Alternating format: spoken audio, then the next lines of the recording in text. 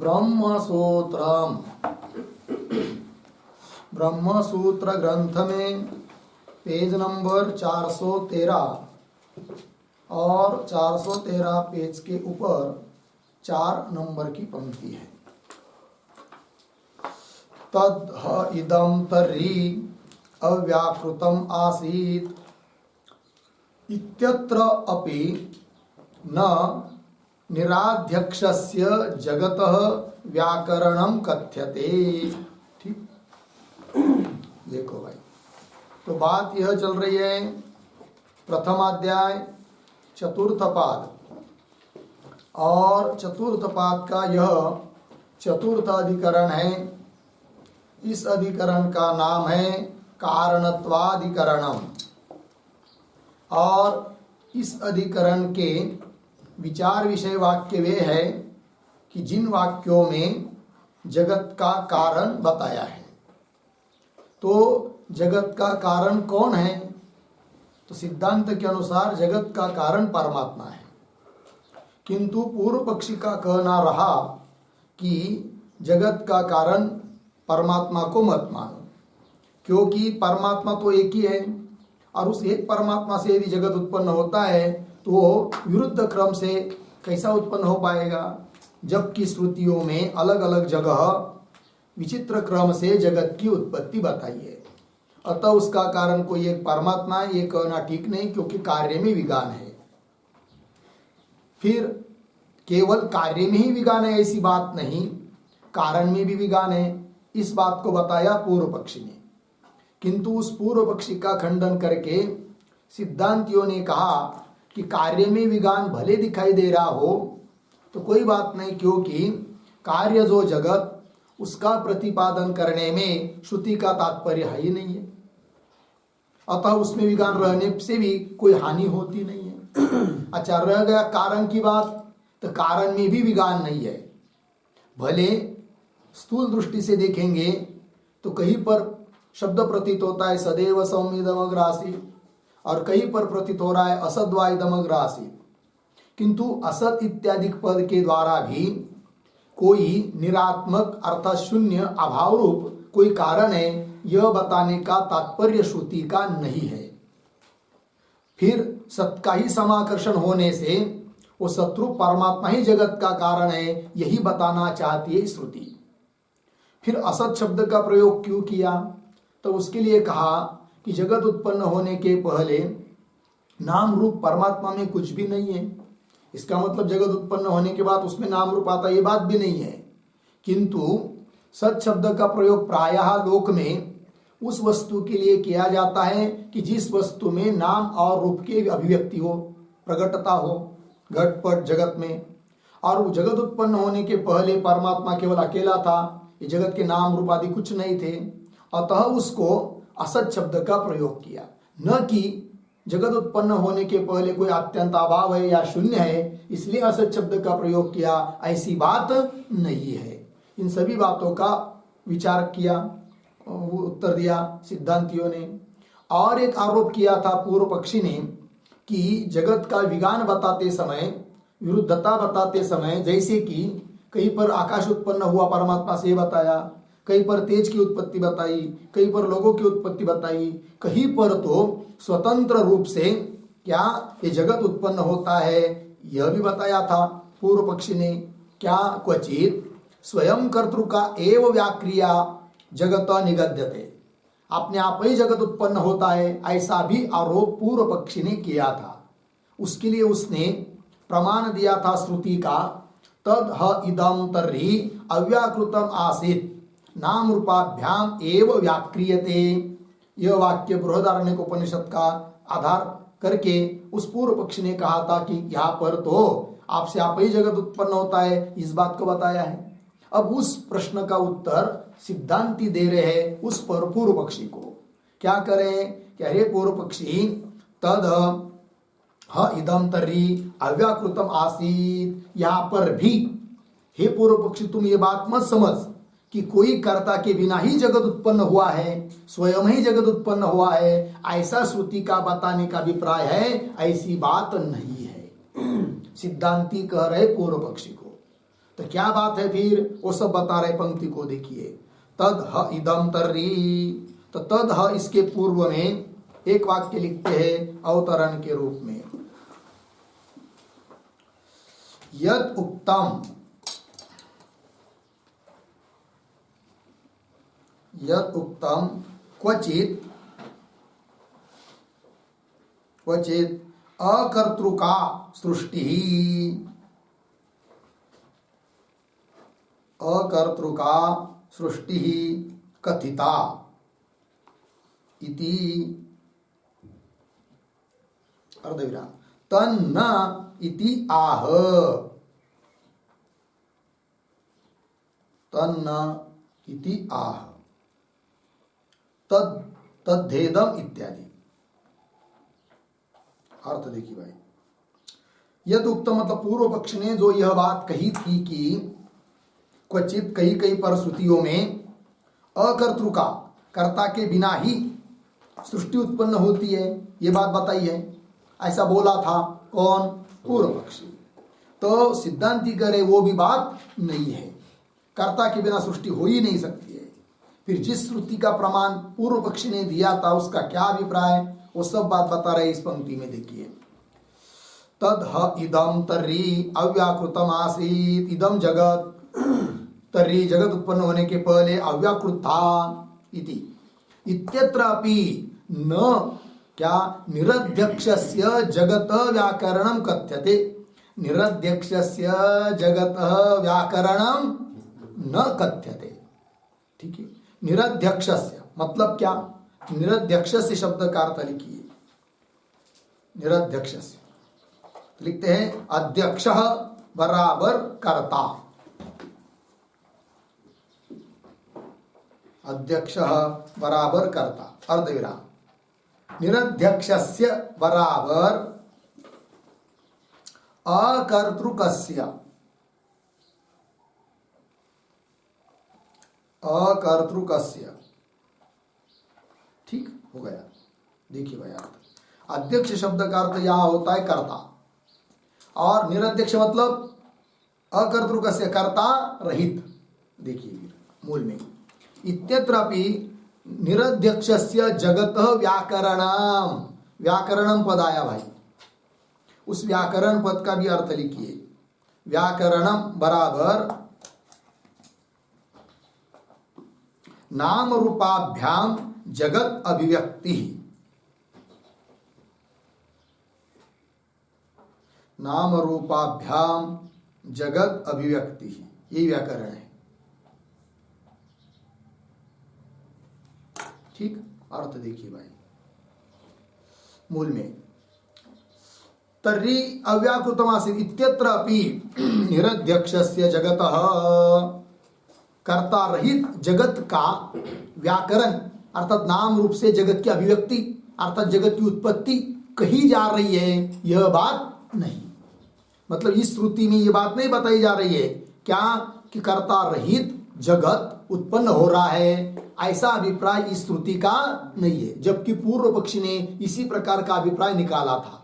क्या अभिप्राय निकाला था पूर्व पक्षी ने? कि कर्ता के बिना ही क्या जगत की उत्पत्ति हो रही है, श्रुति बता रही है। किंतु श्रुति का ऐसा अभिप्राय नहीं है। निरध्यक्ष से जगत व्याकरणम न कथ्यते। क्यों? आगे बता रहे, स एष इह प्रविष्ट आनकाग्रेभ्यः इति अध्यक्षस्य व्याकृत कार्यानुप्रविष्टत्वेन समाकर्षात्। क्यों उस श्रुति में कर्ता के बिना जगत को उत्पन्न हुआ ऐसा नहीं बताया? उसके लिए हेतु दे रहे क्या कि स एष इह प्रविष्ट आनकाग्रेभ्यः, ये भी श्रुति का वचन है। और ये कहाँ आता है? वही बृहदारण्यक उपनिषद में। ये जो ऊपर बताए ना, तद इदम तर्या व्याकृतम आसीत्, उसके आगे यह श्रुति आती है, स एष इह प्रविष्ट आनकाग्रेभ्यः। इस श्रुति पदों का अन्वय कैसा? स एष इह आनकाग्रेभ्यः प्रविष्टः, आनकाग्रेभ्यः प्रविष्टः हो गया। उन शब्दों का थोड़ा अर्थ लिखते हैं। स एषः बराबर व्याकर्ता, व्याकर्ता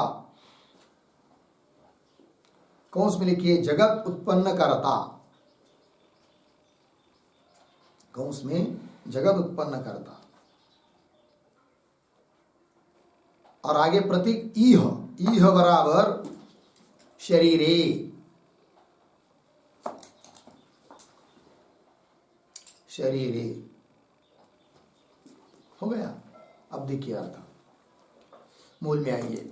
तो स एषः मतलब पीछे जगत का कर्ता बताया तर्या व्याकृतमासीत इत्यादि से, फिर आगे कह रहे स एषः वह जगत का कर्ता ही क्या, इह इस शरीर में जगत को उत्पन्न किया, उसमें शरीरों की भी उत्पत्ति की, और उस शरीरों में क्या आनखाग्रेभ्य शिका से लेकर नख तक संपूर्ण शरीर में प्रवेश किया। इति अध्यक्षस्य व्याकृत कार्यानुप्रविशित्वेन समाकर्षात्। इति मतलब इति इस प्रकार अध्यक्षस्य, अध्यक्षस्य कर्तुः कर्ता का ही क्या बताया, प्रवेश। कहा व्याकृत कार्य, व्यक्त हुआ, प्रकट हुआ, उत्पन्न हुआ जो शरीर आदि कार्य, उस कार्य में पहले कार्य उत्पन्न हुआ, उसके बाद उसने उसमें प्रवेश किया। तो व्याकृत कार्यानुप्रविशित्वेन उत्पन्न किए हुए कार्य में उसने प्रवेश किया, ऐसा समाकर्षण हो रहा है। मतलब स शब्द से पीछे का आकर्षण हो रहा है। यदि स एष यह इत्यादि श्रुति के पूर्व में जो श्रुति है तद इदम तर्या व्याकृतम इत्यादि, उस श्रुति में यदि आपसे आप जगत उत्पन्न होता है ऐसा बताया हुआ होता, इसका मतलब कोई कर्ता नहीं रहता, तो फिर आगे वाले जो स एष इत्यादि श्रुति आ रही है, उस श्रुति में जो पद आया है स, जो कि पीछे का परामर्शक है, तो वह स शब्द किसका परामर्श करेगा यदि पीछे कोई है नहीं है करता? क्योंकि पूर्व पक्षी तुम कह रहे हो कि तद इदम इत्यादि श्रुति में बताया कि आपसे आप जगत उत्पन्न होता है, इसका मतलब कोई कर्ता नहीं है। और कर्ता यदि नहीं है फिर स एष इत्यादि शब्द से किसका परामर्श करेंगे, किसका समाकर्षण करेंगे कि जो प्रवेश कर रहा है करके, जबकि स एष इत्यादि श्रुति में पीछे के कर्ता का आकर्षण करके उसकी अनुवृत्ति ले आकर प्रवेश किया उसने, उस कर्ता ने ही, ये बात बताइए। इसका मतलब यह सिद्ध होता है कि तद इदम इत्यादि श्रुति में आपसे आप जगत उत्पन्न होता है, यह कहने का अभिप्राय नहीं है। पंक्ति लगी? बात देखिए भाई। स एष इह आनकाग्रेभ्य प्रविष्ट इति अध्यक्षस्य मतलब कर्तुः, कर्ता, जगत का कर्ता, व्याकृत कार्यानुप्रविशित्वेन, व्याकृत उत्पन्न हुई वस्तु शरीरादिक उसमें प्रवेश के रूप में, प्रवेश कर्तृत्व रूप से समाकर्षण हो रहा है, आकर्षण हो रहा है, अनुवृत्ति आ रही है इस श्रुति में। व्याकृत कार्यानुप्रविशित्वेन समाकर्षात् लग गया। इसी का स्पष्टीकरण कर रहे आगे, निराध्यक्षे व्याकरण अभ्युपगमे। मतलब पूर्व पक्षी जैसा बोलता है कि तद इदम तर्या व्याकृतम, इस श्रुति में अध्यक्ष कर्ता, अध्यक्ष मतलब कर्ता, उस कर्ता के बिना ही जगत उत्पन्न होता है, ऐसा यदि स्वीकार करते हैं तो, पूर्व पक्षी के कहने के अनुसार स्वीकार करते हैं तो क्या दिक्कत होगी? पंक्ति देखिए, निराध्यक्षे व्याकरण अभ्युपगमे, कर्ता के बिना जगत की अभिव्यक्ति का स्वीकार करेंगे तो ही तब अनंतरेण प्रकृत अवलंबिना सह इति अनेन सर्वनामना कह कार्यानुप्रविशित्वेन समाकृष्येत। ठीक, देखो भाई कितनी बढ़िया बात बताई कि अनंतरेण, अनंतर मतलब बाद में आई हुई श्रुति। किसके बाद में? कौन श्रुति? तद्भेदम इत्यादि श्रुति के बाद में आई हुई श्रुति कौन? स एषः। इह इत्यादि श्रुति, ठीक है ना। तो अनंतरेण, और बाद में आई हुई, और कैसे पुनः प्रकृत अवलंबिना सह इत्यनेन सर्वनामना, प्रकृत प्रसंग जिसका चल रहा है उसका अवलंबन करने वाला जो सह यह सर्वनाम, उस सह इस सर्वनाम के द्वारा कह कार्यानुप्रवेशित्वेन समाकृष्येत, कार्य में अनुप्रवेश के रूप में किसका समाकर्षण करेंगे? यदि हाँ अध्यक्ष रहित जगत की उत्पत्ति मानेंगे तो, कर्ता के बिना जगत की उत्पत्ति मानेंगे तो उस श्रुति के आगे आई हुई जो श्रुति है स इत्यादि, स एष इत्यादि, उसमें आया हुआ सर्वनाम शब्द जो सह, जो कि प्रकृत का परामर्शक होता है, फिर उस सह इस सर्वनाम के द्वारा किसका समाकर्षण करेंगे? अनुप्रवेश के रूप में, कर्ता के बिना सृष्टि मानोगे तो। और जबकि सह इत्यादि शब्द के द्वारा क्या प्रकृत का परामर्श लिया जा रहा है, इससे यह सिद्ध होता है कि पीछे के वाक्य में कर्ता के बिना सृष्टि बताई है यह बात नहीं, अपितु परमात्मा रूप कर्ता ने ही सृष्टि को बनाया है, यह अर्थ सिद्ध हो जाता है। बात लगी? चलिए, स इत्यनेन सर्वनामना कह, कौन? कार्यानुप्रवेशित्वेन, कार्य के अनुप्रवेश के रूप में कह समाकृष्येत, किसका समाकर्षण करेंगे, किसकी अनुवृत्ति ले आएंगे? क्योंकि पीछे के वाक्य में तो आपने कर्ता माना ही नहीं है कि नहीं, ये बात। और समाकर्षण तो हो रहा है, इसका मतलब पीछे के वाक्य में कर्ता है ही है, ये बात। आगे, चेतनस्य च अयम आत्मनः शरीरे अनुप्रवेशः श्रूयते, ठीक। तो ये जो वाक्य न चेतनस्य, उसके पूर्व में एक वाक्य लिखते हैं, छोटा अवतरण, ननु अत्र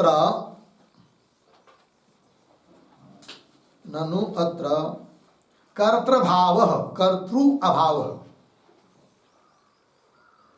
कर्तृभावः एव परामृश्यते, परामृश्यते इति अतः आह, इति अतः आह चेतनस्य इति।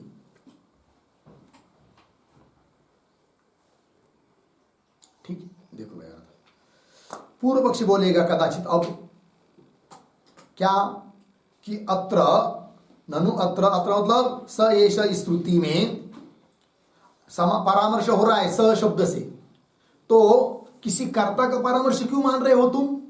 कौन बोल रहा है? पूर्व पक्षी। फिर किसका परामर्श मानो? पूर्व पक्षी कहता है किसका परामर्श मानो? कर्ता के अभाव का। किसका परामर्श मानना है? कर्ता के अभाव का, कोई व्यक्ति का नहीं, कर्ता का अभाव। अर्थात पूर्व पक्षी कहता है कि तद इदम इत्यादि श्रुति में क्या कर्ता के बिना ही स्वयं ही सृष्टि उत्पन्न हुई, अर्थात वहां पर कर्ता का क्या है? अभाव। फिर आगे आई हुई जो श्रुति है स एष, उसमें आया हुआ सर्वनाम शब्द जो सह, जो कि पूर्व का परामर्शक है, तो पूर्व का परामर्शक किसको लेंगे फिर? ऐसा जो सिद्धांत तुम बोल रहे हो ना, तो किसी कर्ता का परामर्श कर रहा है स शब्द, ऐसा क्यों कर रहे हो? पीछे क्या क्या है? कर्ता का अभाव, अभाव का ही अनुवृत्ति ले आओ, अभाव का ही समाकर्षण कर लो, फिर श्रुति का अर्थ हो जाएगा क्या? स एषः, स एषः कर्ता का अभाव। इह, इस शरीर में क्या हुआ? हाँ, आनकाग्रेभ्यः प्रविष्ट, नख से पूरे नख तक संपूर्ण शरीर में प्रविष्ट हुआ। कौन? कर्ता का अभाव। यह अर्थ कर लो, कर्ता मानने की क्या जरूरत है? ऐसा कहेगा कौन? पूर्व पक्षी। तब उसको उत्तर दे रहे इस पंक्ति से, चेतनस्य च अयम आत्मनः शरीरे अनुप्रवेश श्रूयते। अरे भाई पूर्व पक्षी, शरीर में अनुप्रवेश किसी अभाव का या जड़ वस्तु का नहीं है, अपितु चेतन का है। और कर्ता का अभाव लेंगे तो अभाव चीज है, वो कोई चेतन थोड़ी है, उसको नहीं ले सकते। जबकि अन्य श्रुतियों का विचार करेंगे तो यह अर्थ निकल आता है कि शरीरों में प्रवेश चेतन का है, अतः चेतन ही अर्थ लेना पड़ेगा। इसका मतलब चेतन रूप परमात्मा ही अर्थ लेना पड़ेगा अनुप्रवेश के रूप में, स इत्यादि शब्द से अभाव को ले नहीं सकते। पंक्ति देखिए, चेतनस्य च अयम आत्मनः शरीरे अनुप्रवेश श्रूयते। थोड़ा शब्दों का अन्वय। च पीछे चेतनस्य, आगे आत्मनः शरीरे, पीछे अयम अनुप्रवेशः, अनुप्रवेशः श्रूयते। ठीक, देखो भाई अर्थ। च और चेतन आत्मा का ही शरीर में यह अनुप्रवेश श्रुति बताती है, किसी जड़ या किसी अभाव का अनुप्रवेश बताती नहीं है। तो बोलेंगे भाई, पूर्व पक्षी पूछेगा सिद्धांतियों को, कैसा तुमको मालूम पड़ा कि शरीर आदि को में प्रवेश किया है, चेतन ने प्रवेश किया है, चेतन आत्मा का प्रवेश हुआ है, ये तुमको कैसा मालूम पड़ता है? अभाव अर्थ नहीं ले रहे हो। तब वो सिद्धांति बताते कैसा मालूम पड़ता है करके, श्रुति का प्रमाण देकर। आगे अनुप्रविष्टस्य चेतनत्व श्रवणात् हेतु दिया। जो अनुप्रविष्ट है उसको कौन बताया है? चेतन बताया है श्रुति ने। कौन श्रुति? श्रुति भी दे रहे हैं। अनुप्रविष्टस्य, जिसने प्रवेश कर लिया है वो चेतन है, चेतनत्व श्रवणात्। कैसे? श्रुति कर रही है। पश्यंश चक्षुः शृण्वन् श्रोत्रम् मन्वानो मनः इति। ठीक है, तो पश्यन् चक्षुः शृण्वन् श्रोत्रम् मन्वानः मनः। ठीक है ना। तो पश्यन् चक्षु, चक्षु शब्द का अर्थ यहां पर है दृष्टा। वो देखता है इसलिए दृष्टा है। शृण्वन् श्रोत्रम, ठीक है, तो श्रोत्रम का अर्थ यहां पर श्रोता, वो सुनता है इसलिए श्रोता है। और मनवानः मनः, मन का अर्थ यहां है मनता, मनन करने वाला। ठीक है ना, वो चिंतन करता है इसलिए वो मनता है, मनन करने वाला है। अब देखिए, तो दृष्टा, श्रोता और मनन करता, मनता, वो कोई जड़ वस्तु हो सकती है क्या? नहीं, चेतन नहीं हो सकती है। तो जिसने अनुप्रवेश किया उसके लिए श्रुति बताती है कि वो जिसने प्रवेश किया वो देखता है इसलिए दृष्टा है, वो सुनता है इसलिए श्रोता है, वो मनन करता है इसलिए मनता है, मन है वो। ये सब बात को बताया। इसका मतलब अनुप्रवेश के रूप में चेतन को बताया है। अतः जगत का कोई कर्ता न मानकर, अभाव को मानकर, फिर उस अभाव ने प्रवेश किया शरीरों में, यह कहना पूर्व पक्षी तुम्हारा ठीक नहीं है। ये बात पश्यन् चक्षु शृण्वन् श्रोत्रम मन्वानः मनः इति लग गया इतना। हाँ, तो ये सिद्ध हुआ फिर कि चेतन ही प्रवेश करता है। और तत् इदम तर्याव्याकृतम, यहाँ पर आपसे आप जगत उत्पन्न होता है ये बात नहीं, वहां पर भी करता है। और भी उस पर विचार करना है और आगे एक दो पंक्ति के बाद। ठीक है ना। तो फिर इदम तत् इदम तर्हि अव्याकृतम आसीत, वो पूरा वाक्य क्या है? तत् इदम तर्हि अव्याकृतम आसीत तन्नाम रूपाभ्याम व्याक्रियते। इदम नाम रूपाभ्याम व्याक्रियते, यह जगत नाम रूप से व्यक्त होता है। फिर ऐसा प्रयोग क्यों हुआ? वो प्रश्न आएगा, उसका उत्तर देंगे आगे। किंतु और एक युक्ति बता रहे हैं उस पूर्व पक्षी का खंडन करने के लिए, अपीच इत्यादि पंक्ति के द्वारा। आइए आगे। अपीच यादृशम इदम अद्यत्वे नाम रूपाभ्याम व्याक्रियमाणम जगत साध्यक्षम व्याक्रियते एवं आदि सर्ग अपि इति गम्यते। क्यों? दृष्ट विपरीत कल्पनानुपपत्ते है। ठीक है, आइए भाई। अपीच, तो अपीच इत्यादि पंक्ति के द्वारा कौन बात कहनी है? तो अपी के पूर्व में एक वाक्य लिखते हो उत्तरायण। आद्य कार्यम, आद्य कार्यम सकर्तृकम, सकर्तृकम कार्यत्वात्, कार्यत्वात् घटवत्, घटवत् इति आह अपीच इति। ठीक है, देखो भाई, अनुमान है। आद्यम, आद्य कार्यम, सबसे पहला जो भी कोई कार्य हुआ है कि नहीं, वह सकर्तृकम, कर्ता से ही हुआ है। कर्ता, किसी कर्ता ने उसको बनाया है। क्यों? कार्यत्वात्, क्योंकि जो जो कार्य होता है, यत्र यत्र कार्यत्वम तत्र तत्र सकर्तृकम, है कि नहीं। जैसे घट, घट कार्य है अतः वो घट भी किसी न किसी कर्ता ने बनाया है। उस प्रकार जगत रूप कार्य भी यदि कार्य है तो उसको भी कोई बनाने वाला होना ही होता है। ठीक है, ये बात अर्थात जगत कर्ता के बिना हुआ नहीं है। जबकि पूर्व पक्षी कहता था क्या, कर्ता के बिना आपसे आप जगत उत्पन्न हुआ, ये भी श्रुति ने बताया है, किंतु ऐसी बात नहीं है। वही बता रहेगी, अपीच यादृशम इदम अद्यत्वे नाम रूपाभ्याम व्याक्रियमाणम। ठीक है, इतने शब्दों का थोड़ा अन्वय कर लेते हैं। अपीच, एक शब्द छोड़कर आगे, अद्यत्वे पीछे, यादृशम इदम आगे, नाम रूपाभ्याम व्याक्रियमाणम जगत, आगे सरल है। अपीच, और क्या भाई, तो अद्यत्वे, अद्यत्वे शब्द का अर्थ लिखिए इदानीम, आजकल। अपीच अद्यत्वे क्या जी, यादृशम इदम नाम रूपाभ्याम व्याक्रियमाणम जगत साध्यक्षम व्याक्रियते। वर्तमान काल का दृष्टांत देकर समझा रहे हैं कि आजकल इदानीम भी यादृशम, जिस प्रकार, इदम, इदम मतलब जगत, यादृशम इदम यह जगत, नाम रूपाभ्याम व्याक्रियमाणम, नाम और रूप से अभिव्यक्त हुआ, प्रकट हुआ यह जगत कैसा होता है, साध्यक्षम व्याक्रियते। साध्यक्ष मतलब सकर्तृकम व्याक्रियते, कर्ता से युक्त होकर ही, कर्ता से ही अभिव्यक्त होता है। कौन, यह जगत नाम रूप से। ठीक है ना, जैसे किसी ने घट बनाया तो घट का नाम और रूप अभिव्यक्त हुआ। घट उत्पन्न होने के पहले उस मिट्टी में न घट नाम था, न उसका कोई आकार इस प्रकार का था, तो नाम रूप अभिव्यक्त हुआ। तो नाम रूप अभिव्यक्त हुआ घट में, तो कर्ता के बिना हुआ क्या, नहीं, उसके लिए क्या चाहिए, कोई न कोई कर्ता चाहिए, किसी कोई कर्ता के द्वारा ही घट बन गया है। तो जैसे आजकल इस जगत को नाम रूप से व्यक्त करने वाला कोई न कोई कर्ता रहना ही पड़ता है।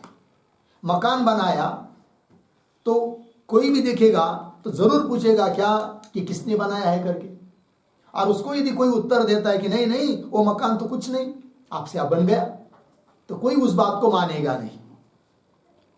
हर एक मूड से मूड व्यक्ति भी यही कहेगा कि मकान बन गया है तो जरूर उसका कोई बनाने वाला होगा ही।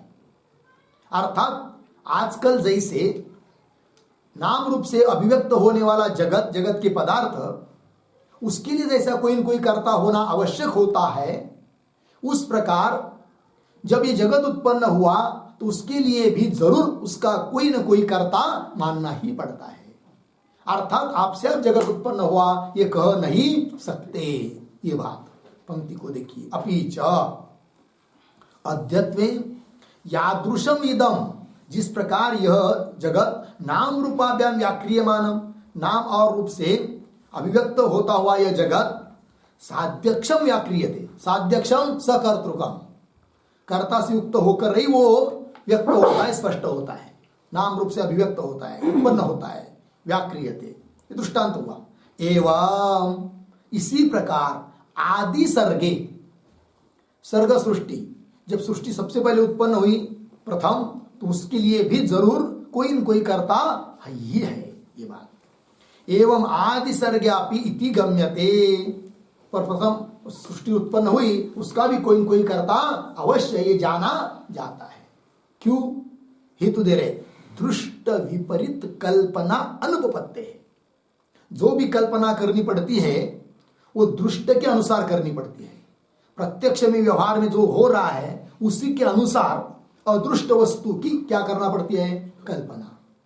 ऐसा नहीं कि प्रत्यक्ष वर्तमान में कुछ हो रहा है और उससे विपरीत कुछ कल्पना करेंगे, ऐसा हो नहीं सकता। दृष्ट यहां पर प्रत्यक्ष में क्या हो रहा है, कोई भी चीज उत्पन्न हो रही है नाम रूप से तो उसका जरूर कोई न कोई कर्ता दिखता है, ये हो रहा है। फिर उसी के अनुसार कल्पना करेंगे कि जब स्वर्ग उत्पन्न हुआ, सृष्टि उत्पन्न हुई तो वो अभी किसी न किसी कर्ता से हुई, ऐसी कल्पना करना पड़ती है। न कि आज भले जगत नाम रूप से व्यक्त हो रहा है, कर्ता कर्ता से युक्त होकर, सकर्तृ। किंतु पीछे जब सृष्टि उत्पन्न हुई तो वो कर्ता के बिना उत्पन्न हुई, ऐसी दृष्ट से विपरीत कल्पना कर नहीं सकते। लग गया? दृष्ट विपरीत, दृष्ट से विरुद्ध, प्रत्यक्ष से विरुद्ध कल्पना अनुपपत्ति, कल्पना नहीं की जाती है। लग गया इतना? ये बात हुई। तो इससे क्या सिद्ध हुआ? जगत आपसे आप उत्पन्न होता है यह कहना ठीक नहीं है। जरूर उसका कोई कर्ता है और वो कर्ता चेतन है और वही परमात्मा है। ये बात सिद्ध हुई युक्ति से।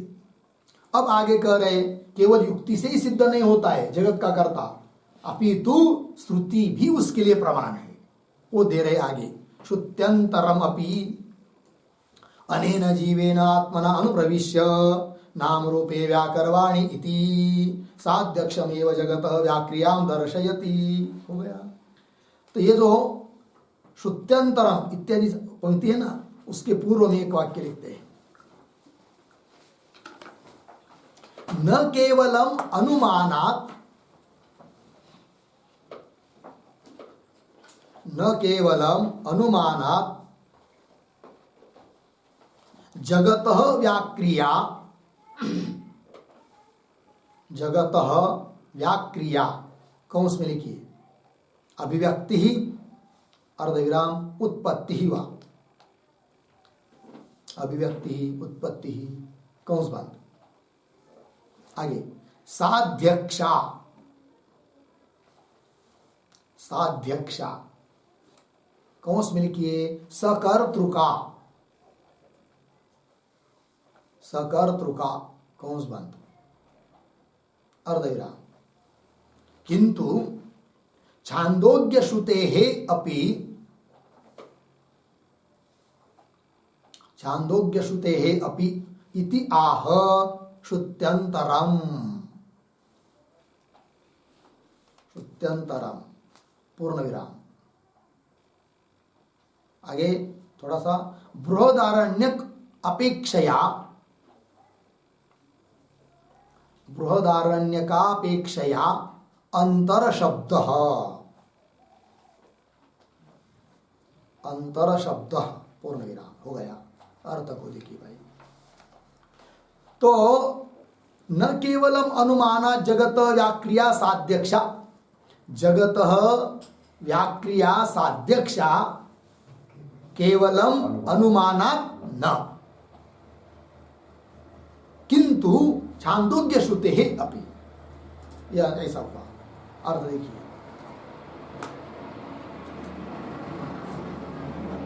क्या, तो जगत व्याक्रिया, जगत की अभिव्यक्ति या जगत की उत्पत्ति साध्यक्षा कर्ता से युक्त ही है। यह बात केवल अनुमान से ही सिद्ध होती है, यह बात नहीं। अनुमान मतलब युक्ति, अभी तक युक्ति से सिद्ध किया, तो केवल अनुमान से ही सिद्ध होती है यह बात, ऐसी बात नहीं। किंतु छांदोग्य श्रुते अपि, छांदोग्य श्रुति का विचार करेंगे तो उस श्रुति में भी बताया है क्या, कि जगत की उत्पत्ति कर्ता, किसी कर्ता से ही हुई है, कर्ता के बिना जगत की उत्पत्ति हुई नहीं है। यह बात श्रुति भी कर रही है, छांदोग्य श्रुति। तो कौन है वो छांदोग्य श्रुति? वो दे रहे आगे मूल में, श्रुत्यंतरम अपि, या श्रुत्यंतर, अंतर शब्द आया ना, तो श्रुत्यंतर शब्द से मतलब क्या, अन्य श्रुति। मतलब ऐसा क्यों कहा कि बृहदारण्य की अपेक्षा छांदोग्य अलग है ना, इसलिए बृहदारण्य का अपेक्षा अंतर श्रुति, अंतर शब्द का अर्थ वो है वो, ठीक है ना। क्योंकि अभी जो उदाहरण दे रहे अनेन जीवेन, ये छांदोग्य श्रुति का है। और तद इदम इत्यादि जो बताया, तद इदम तर्हि अव्याकृतम आसीत्, जिस पर चर्चा चल रही है, वह बृहदारण्यक का वाक्य है। देखिए भाई, तो पंक्ति देखिए, श्रुत्यंतरम अपि अनेन जीवेन आत्मना अनुप्रविश्य नाम रूपे व्याकरवाणी इति साध्यक्षाम एव जगतः व्याक्रियाम दर्शयति।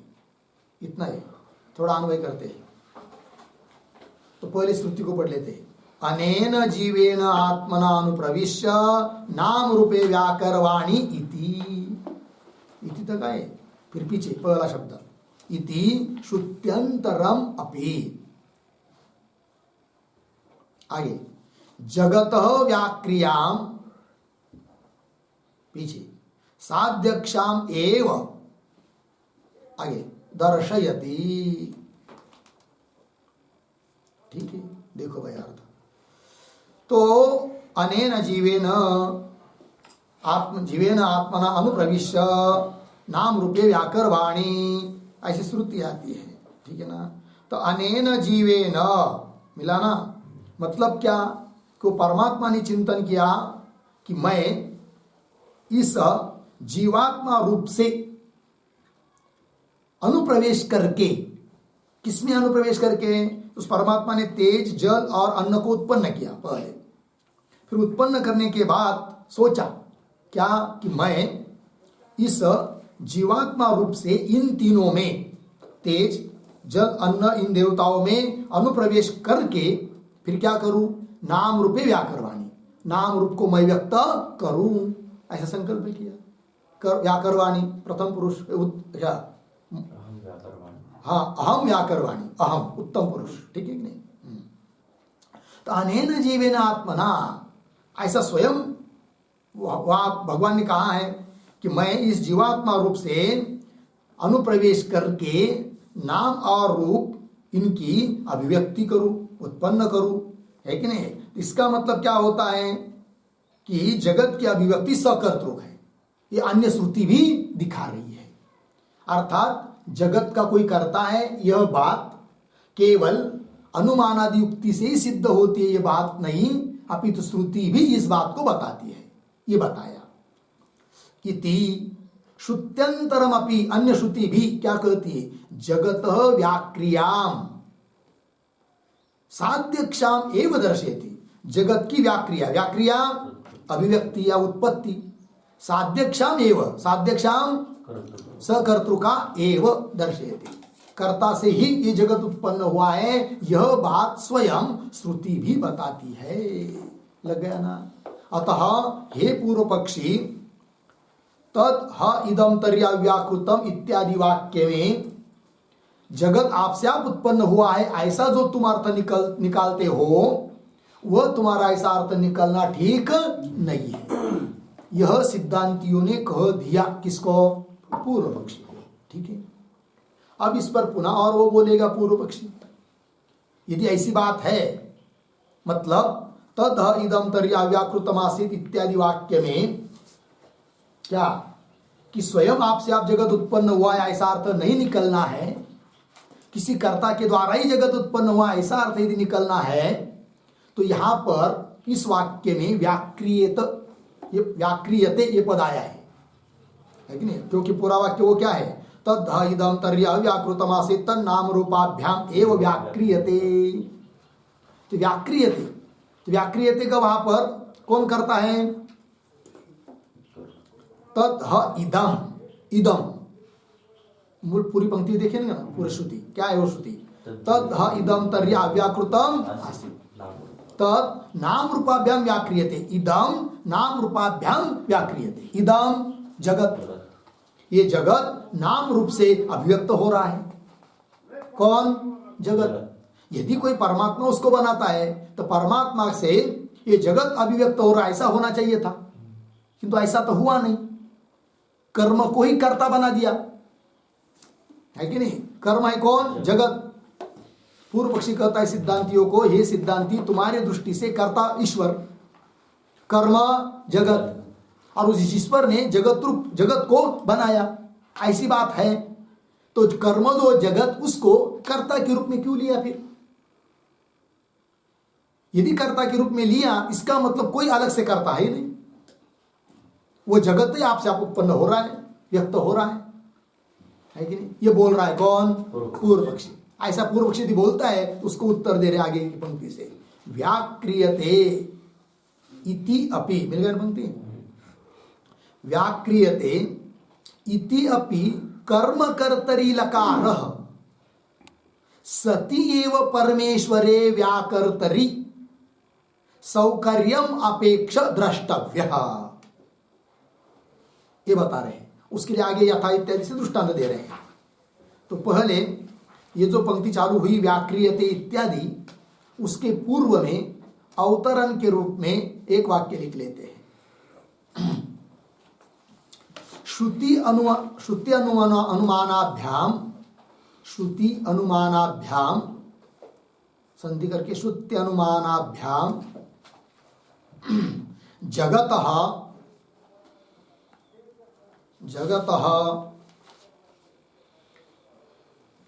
सकर्तृकत्वे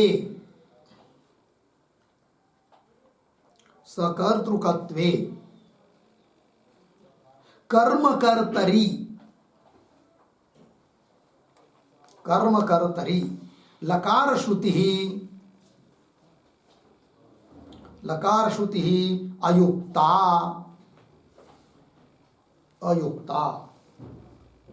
इति आशंक्य आह व्याक्रियते इति।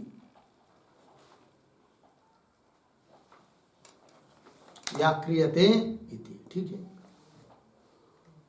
अर्थ देखिए भाई, क्या पूर्व पक्षी बोलता है कि श्रुति अनुमानाभ्याम, क्योंकि अभी तक श्रुति प्रमाण दिया छांदोग्य का और अनुमान भी दिया, ठीक है ना, युक्ति। श्रुति और अनुमान के द्वारा जगत सकर्तृकत्व, जगत कैसा है, सकर्तृक है, किसी कर्ता ने बनाया है, ऐसी यदि बात है तो पूर्व पक्षी बोल रहा है, ऐसी यदि बात सिद्धांतियों को, ये सिद्धांति तुमने अनुमान और श्रुति प्रमाण से यह बात सिद्ध की अभी तक कि जगत किसी कर्ता ने बनाया है, सकर्तृक है, और यदि ऐसी बात है तो कर्म कर्तरी लकार श्रुति अयुक्ता है कि नहीं, कर्म को ही कर्ता बनाया, ऐसा यह वाक्य है। कौन सा, तद इदम तर्हि अव्याकृतम इत्यादि, तो कर्म को ही कर्ता बनाया, ऐसा जो वाक्य कर्म कर्तरी, जो उसमें जो लकार हुई है, लकार हुआ है, लकार श्रुति, लकार प्रत्यय श्रुति हुआ है, लकार श्रुति मतलब शब्द प्रत्यय हुआ है, वो अयुक्त होगा इति आशंका, ऐसी शंका करता है कौन, पूर्व पक्षी। उसको उत्तर दे रहे व्याक्रियते इत्यादि पंक्ति से। ठीक है, देखो भाई, तो पंक्ति पढ़ता हूं पुनः, व्याक्रियते, भाष्य में व्याक्रियते इति अपि कर्म कर्तरी लकार सति एव परमेश्वरे व्याकर्तरी सौकर्यम अपेक्षा द्रष्टव्य। मिला, थोड़ा अन्वय करते शब्दों का। व्याक्रियते इति, एक शब्द छोड़कर आगे, कर्म कर्तरी लकार, कर्म कर्तरी लकार, थोड़ा आगे नहीं पीछे, अपि कर्म कर्तरी लकार अपि, पीछे अपि, फिर आगे व्याकर्तरी, पीछे आइए, परमेश्वरे, उसके पीछे सती एव, आगे सौकर्यम अपेक्षा द्रष्टव्य, हो गया, सौकर्यम अपेक्षा द्रष्टव्य। ठीक है ना, अर्थ को देखिए भाई,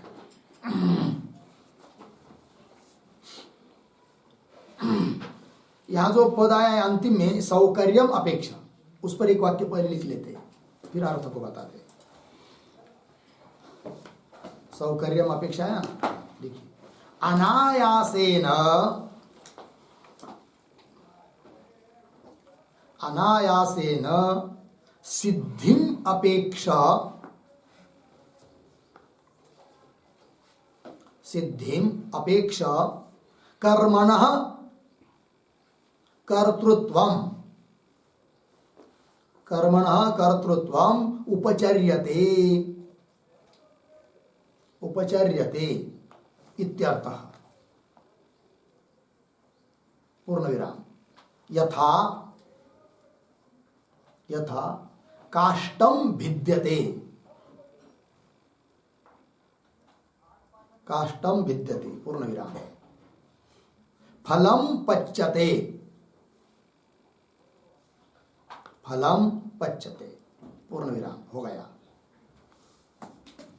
ठीक है, इस पंक्ति का थोड़े में अर्थ, अनायासेन सिद्धि अपेक्षा, अनायास सिद्धि कार्य हो रहा है, तो उसकी अपेक्षा से कर्मणा कर्तृत्व उपचर्यते, कर्म को ही कर्ता बनाया जाता है। ये बात तो देखो भाई, तो अन्वय हुआ है, अर्थ देखो मूल पंक्ति, व्याक्रियते इति कर्मकर्तरी लकार, कर्मकर्ता कर्मकर्तरी लकार हुआ है, कर्मकर्ता में कर्म को ही कर्ता बनाकर लकार हुआ है, प्रत्यय हुआ है, व्याक्रियते यहां पर। ठीक है, तो उसका मतलब यह नहीं कि कोई कर्ता है ही नहीं है। व्यवहार में भी जहां कहीं पर भी व्यवहारिक वाक्यों में कभी कभी कर्म को ही कर्ता बनाया जाता है और उसमें लकार प्रयोग होता है। उदाहरण जैसे कालः फलम पचति, ये वाक्य है क्या, कालः फलम पचति। पचति का कर्ता कौन है, काल, काल फल को पका रहा है और कर्म कौन है, फल।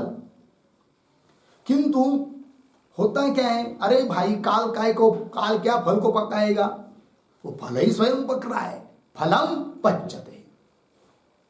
अब कर्म था कौन, फल, उसको बनाया क्या, कर्ता, तो फल पक रहा है, इसका मतलब कोई कर्ता ही नहीं है, ये बात नहीं। फिर कर्ता होते हुए भी कर्म को कर्ता क्यों बनाया, इसलिए कि सौकर्य दिखाने के लिए, अनायासता दिखाने के लिए। ठीक है कि नहीं, ऐसे बहुत जगह होता है, विवक्षातः कारकानि भवन्ति, विवक्षा के ऊपर होते कारक। बहुत जगह ऐसा होता है कि करण कारक को भी कर्ता बनाया जाता है, अधिकरण कारक को भी कर्ता बनाया जाता है और कर्म को भी क्या, कर्ता बनाया जाता है। उदाहरण जैसे चैत्रः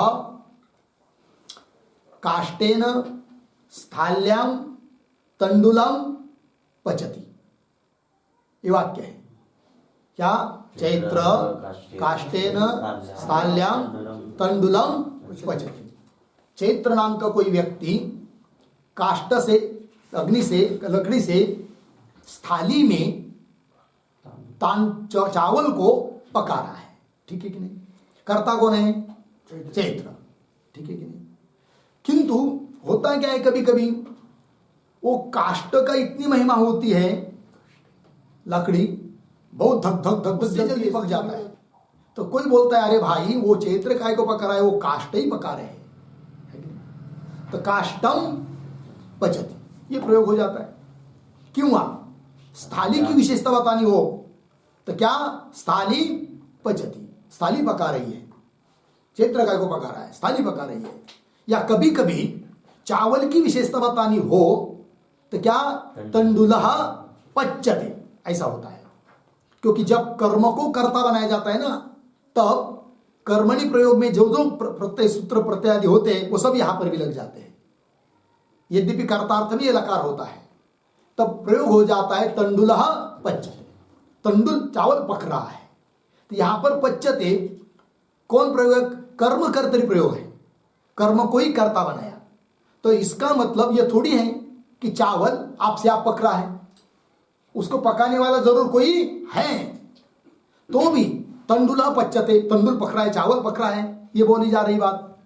क्यों कि चावल इतना विशेष है कि रखते ही थोड़ी देर में ही पक जाता है, इस बात को बताने के लिए ऐसा प्रयोग होता है। क्यों, दूसरा उदाहरण, देवदत्त काष्टम भिनत्ति प्रयोग है, देवदत्त लकड़ी को तोड़ रहा है। ठीक है ना, लेकिन कोई कहता है अरे भाई वो क्या देवदत्त लकड़ी को तोड़ेगा, उसमें क्या सामर्थ्य है, किंतु फिर क्या, काष्टम भिद्यते, लकड़ी टूट रही है, जैसे कि स्वयं टूट रही है। इसका मतलब वो कोई तोड़ने वाला नहीं है देवदत्त, ऐसी बात है क्या, नहीं, तोड़ तो देवदत्त ही रहा है, किंतु वो काष्ट लकड़ी इतनी अच्छी है और सुखी हुई और जल्दी से टूट जाती है कि कह दिया काष्टम भिद्यते, काष्ट ही टूट रहा है, लकड़ी टूट रही है, इसका मतलब कोई करता नहीं है, ऐसी बात थोड़ी है। उस प्रकार इदम नाम रूपाभ्याम व्याक्रियते, ये जो व्याक्रियते प्रयोग हुआ है, कर्म कर्तरी प्रयोग है। इदम जगत जो कर्म है उसको कर्ता बनाया, किंतु इसका मतलब कोई जगत को बनाने वाला है ही नहीं, ऐसी बात नहीं है। फिर क्यों कर्म को कर्ता की में लाए, इसलिए कि भगवान जब इस जगत को बनाता है तो उस बनाने के लिए उसको कोई कष्ट लेना नहीं पड़ते हैं। श्वासोश्वास की तरह अनायास संकल्प मात्र से भगवान इस सृष्टि को बना देता है। इस अनायासता को बताने के लिए कर्म को कर्ता में लाकर कर्म कर्तरी प्रयोग हुआ है। इसका मतलब यह नहीं कि जगत आपसे आप बन रहा है।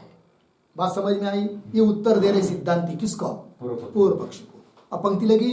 अब देखिए पंक्ति, व्याक्रियते इति मिला, कर्म कर्तरी लकार, ये ठीक है, कर्म कर्ता में लकार है, कर्म कोई कर्ता बना है उसमें लकार हुआ है, ये बात ठीक है।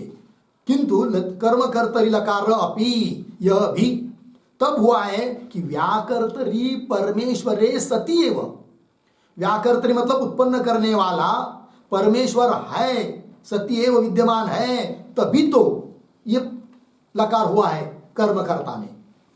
फिर क्यों हुआ यदि परमेश्वर बनाने वाला है तो?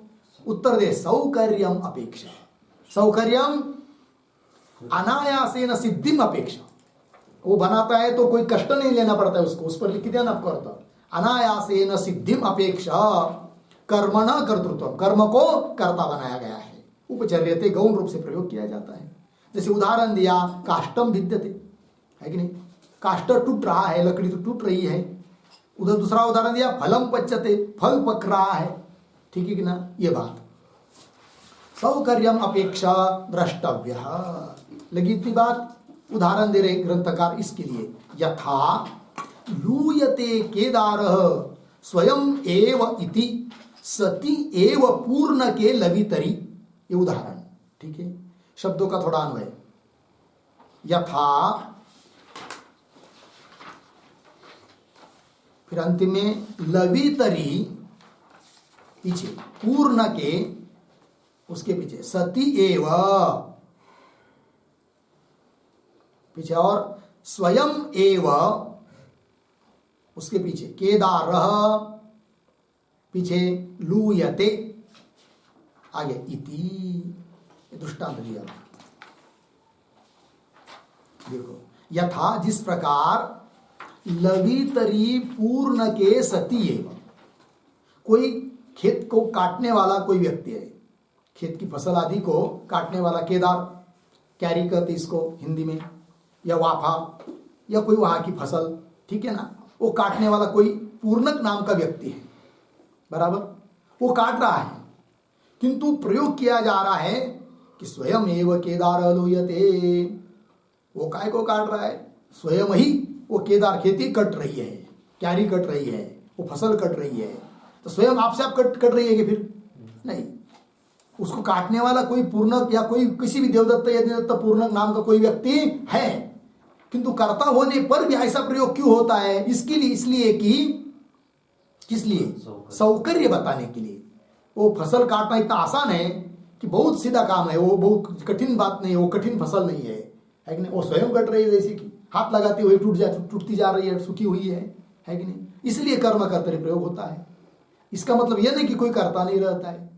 उसी प्रकार ये दृष्टांत हुआ, पंक्ति देखिए, यथा लवितरी पूर्ण के सत्य, पूर्णक नाम का कोई व्यक्ति, लवितरी मतलब काटने वाला कोई पूर्णक नाम का व्यक्ति रहने पर ही, तभी तो कह सकते क्या, स्वयं एव केदार लूयते, स्वयं अपने आप खेती या कोई फसल कट रही है, इति, ये प्रयोग हो रहा है कि नहीं, कर्म कर्तरी प्रयोग हो रहा है, किंतु इसका मतलब कोई करता नहीं, ऐसी बात नहीं, करता तो रहता ही है।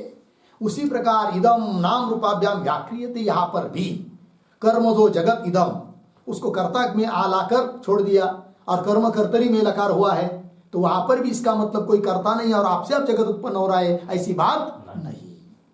लगे पंक्ति, ये उत्तर दिया। अब आगे करें, यद्वा, क्यों ऐसा करेंगे? क्या व्याक्रियते यहां पर कर्म कर्तरी प्रयोग नहीं मानेंगे, फिर क्या मानेंगे? केवल कर्मणि प्रयोग मानेंगे। क्या मानेंगे? कर्मणि प्रयोग। और जहां कर्मणि प्रयोग रहता है वहां पर कर्ता की तृतीया, और कर्ता न दिखाई दे रहा है तो भी आक्षेप से उसको माना जाता है, ठीक है ना, ये बात।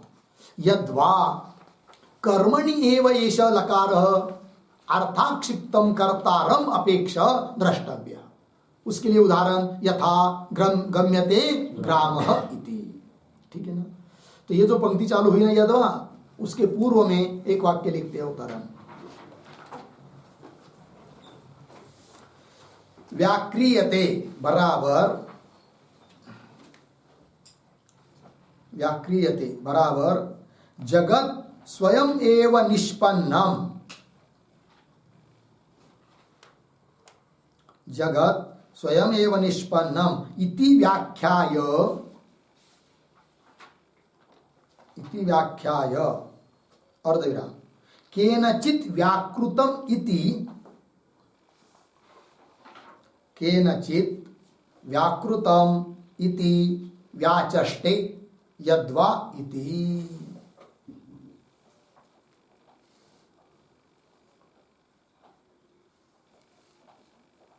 ठीक हो गया, अर्थ देखिए भाई। तो व्याक्रियते शब्द का एक अर्थ करके उसका व्याख्यान कर दिया। कौन अर्थ किया कि व्याक्रियते मतलब जगत स्वयं एवं निष्पन्नम, है कि नहीं? जैसे फलम पच्यते, फल स्वयं पक रहा है, काष्टम विद्यते, काष्ट स्वयं टूट रहा है लकड़ी, इसकी तरह व्याक्रियते का अर्थ कर दिया जगत स्वयं एवं निष्पन्नम इति व्याख्या है, उसकी व्याख्या कर दिया अभी तक। स्वयं एवं निष्पन्नम ऐसा शब्द से अर्थ निकल रहा है, इसका मतलब कोई कर्ता नहीं, ऐसी बात नहीं, कर्ता तो है, सौकर्य बताने के लिए प्रयोग होता है। इस बात की व्याख्या की और इस बात की व्याख्या करके अब आगे कौन व्याख्या कर रहे फिर व्याक्रियते शब्द की, तब कह रहे केनचित् व्याकृतम, अब कर्मणि प्रयोग करना है, किसी के द्वारा यह जगत अभिव्यक्त होता है, व्याक्रियते उत्पन्न होता है किसी के द्वारा, कर्मणि प्रयोग। तो केनचित् व्याकृतम इति व्याचष्टे, इस प्रकार की व्याख्या अब यद्वा इत्यादि पंक्ति से भगवान भाष्यकार कर रहे हैं। तो देखिए भाई पंक्ति शब्दों का थोड़ा अन्वय, यद्वा दृष्टांत में चलते हैं अंतिम में, यथा ग्रामः गम्यते इति, ग्रामः गम्यते इति, फिर बीच में आइए अर्थाक्षिप्तम कर्तारम अपेक्ष, अर्थाक्षिप्तम कर्तारम अपेक्ष, उसके पीछे कर्मणि एव एष लकारः, कर्मणि एव एष लकारः द्रष्टव्यः। ठीक, देखिए भैया यद्वा क्यों, उदाहरण दे रहे, यथा ग्रामः गम्यते, है कि नहीं? तो देवदत्तः ग्रामं गच्छति, कर्तरि प्रयोग, देवदत्त गांव को जाता है, किंतु किसी ने कर्मणि प्रयोग कर दिया, देवदत्तेन ग्रामः गम्यते, देवदत्त के द्वारा गांव को जाया जा रहा है कि नहीं? तो जैसे यहां पर ग्रामः गम्यते इतना ही दिखाई दे रहा है, कर्ता कोई दिखाई नहीं दे रहा है, तो भी अर्थात आक्षिप्त हो जाता है कौन, कर्ता।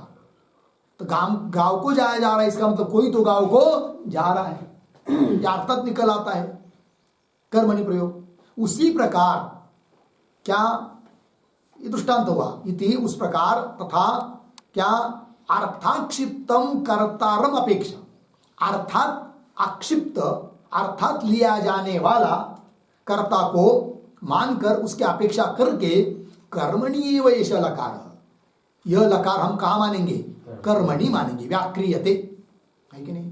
तो परमात्मना इदम व्याक्रियते, परमात्मा के द्वारा यह जगत, है कि नहीं, परमेश्वरेण या परमात्मना ब्रह्मणा जगत क्या हो रहा है, व्याकृत हो रहा है, प्रकट हो रहा है, ऐसा अर्थ कर लेंगे। ठीक, तो कर्मणि एव एष लकारः द्रष्टव्य, कर्म में ही ये लकार है ऐसा मान सकते हैं। तो दोनों बात से संगति लगती है, कर्म कर्तरी मानेंगे तो भी जगत का कर्ता सिद्ध ही होता है, और केवल कर्मणि प्रयोग मानेंगे तो भी जगत का कर्ता सिद्ध ही होता है। ये नहीं कि कर्म कर्तरी प्रयोग हुआ इसका मतलब आपसे आप जगत उत्पन्न हो रहा है, कोई कर्ता ही नहीं है, यह सिद्ध नहीं होता है। कर्ता तो परमात्मा है ही है, ये बात सिद्ध हो जाती है। ठीक है, वही कह रहे हैं, कर्मणि एव एष लकार द्रष्टव्य, हो गया जी। हाँ, तो कुल मिलाकर इस अधिकरण के द्वारा क्या बात सिद्ध हुई, तब लिखते एक वाक्य इस अधिकरण के संबंध में, अतः श्रुति नाम कारण द्वारा, अतः श्रुति नाम कारण द्वारा अपि अविरोधात ब्रह्मणि समन्वयः अस्ति एव, ब्रह्मणि समन्वयः अस्ति एव इति सिद्धम।